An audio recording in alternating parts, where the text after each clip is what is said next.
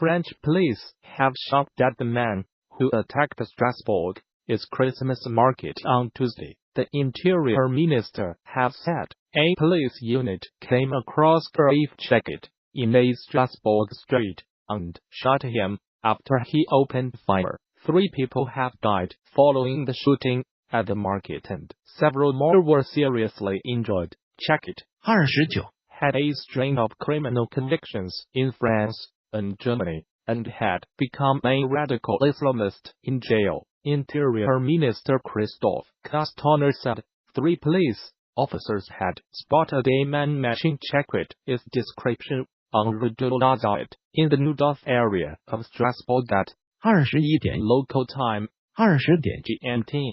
As the police moved to stop him, the suspect turned around and opened fire. They fired back and neutralized the attacker, said Mr. Castaner, who later went to the scene. Hundreds of French police and security forces had been searching for Chekatt. A large police operation had taken place in Yadav earlier on Thursday, but ended apparently without results. 5 people have been arrested in connection with the attack. They include Chekatt, his parents, and 2 of his brothers. Strasbourg Mayor Roland Rai said that finding Chekatt meant the worried people of his city would now be able to return to a normal life. Mr. Castaner thanked the security forces in a tweet. Face Opaya, Yadav on la Mailer, Mercy, in Strasbourg Pic, Twitter. COMSGBBZRFX end of Twitter post by @Castaner at about 20点 local time 19点 GMT.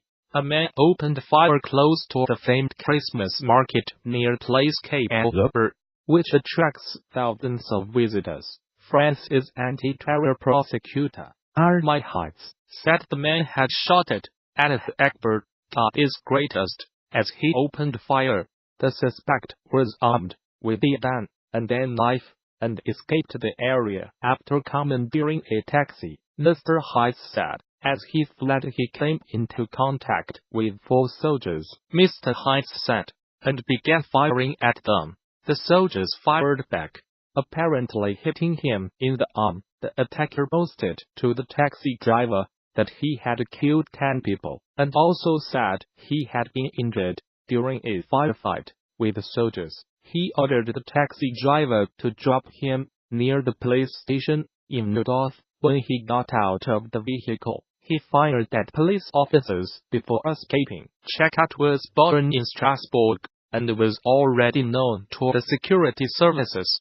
He was the subject of a FHS, a watch list of people who represent a potential threat to national security. He had 27 convictions for crimes, including robbery spanning France, Germany, and Switzerland, and had spent considerable time in prison. As a result, police were seeking him on Tuesday morning in connection with another case, but did not find him at home. A search of his apartment in Yadav revealed a grenade, a rifle, 4 knives, 2 of which were hunting knives, and ammunition. The Islamic State group is self-styled news agency, Amaq, on Thursday said that Chekatt was an Islamic State soldier who had carried out the operation in response to calls for targeting citizens of coalition countries fighting its militants in Syria and Iraq.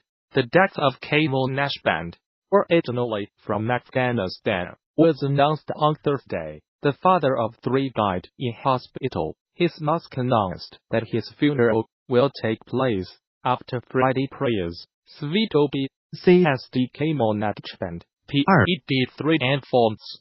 Moves Luanonens, Q-San Office from Rero Lucie, Vendredi 14 December, La Grande Mosquée et Sautenby, in Strasbourg, APRS La Prairie du Vendredi, 13点 Il Syrian Homosinati Reinu Salmon, de Strasbourg My Peak, Twitter, COMLK6 end of Twitter post by @GMAYAP Soughton, a retired bank worker aged 61 from Strasbourg, was also killed in the attack.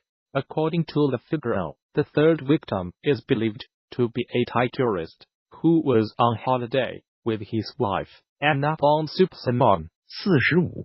has been named by Time Media as one of the dead. The US Senate has voted to withdraw its military aid for Saudi Arabia as war on Yemen and to blame the kingdom, its crown prince, for the murder of a journalist. The historic note is the first time any chamber of US Congress has agreed to pull United States forces from a military conflict under the 1973 War Powers Act.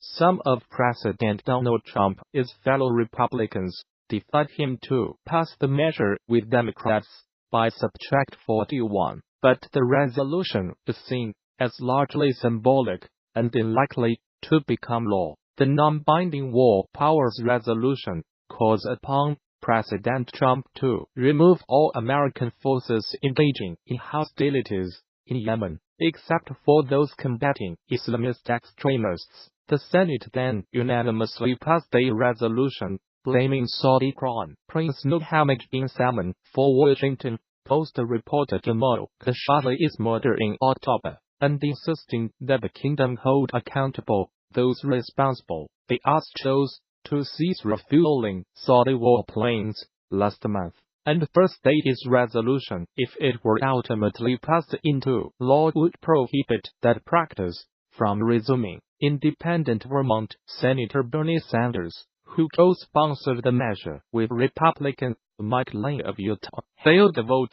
Today we tell the despotic government of Saudi Arabia that we will not be part of their military adventures, he said. He described the outcome as a signal to the world that the United States of America will not continue to be part of the worst humanitarian disaster on the face of the earth.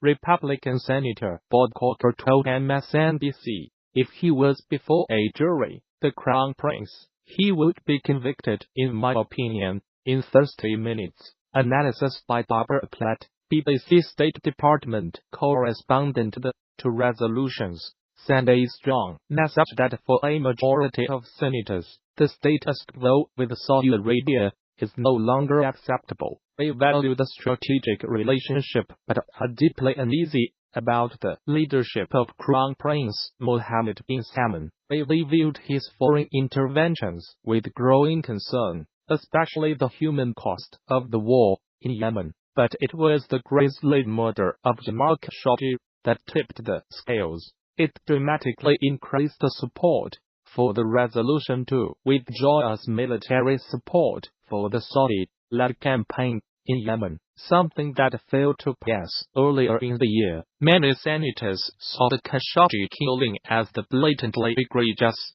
act of an ally that felt immune from rebuke, and they were dismayed when the administration stood staunchly by the prince without censure, even though the CIA concluded he probably ordered the killing. Senators want to see the administration shape the alliance as the senior partner and enforce red lines. Senior Republican Senator Bob Corker noted recently that much of the bipartisan activism in the Senate has been fueled by a perception that there is no balance between values and interests in the administration. Its policies. President Trump has vowed to veto the measure, and it is unlikely right now to pass the House of Representatives, which on Wednesday blocked a vote on the matter.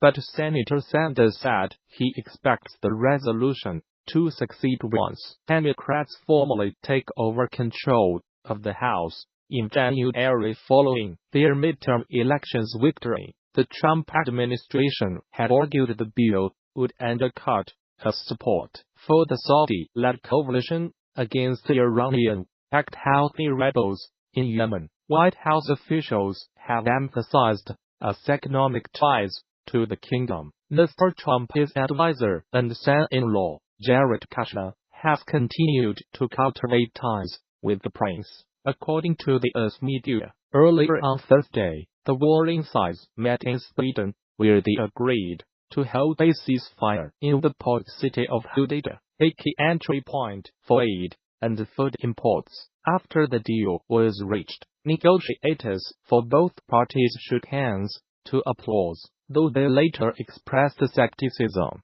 United Nations Secretary-General Antonio Guterres said he hoped this would be the starting point to bring nearly 4 years of civil strife to a close. Since hostilities began in 2014, thousands of civilians have been killed, and around 40 million people have been pushed to the brink of starvation.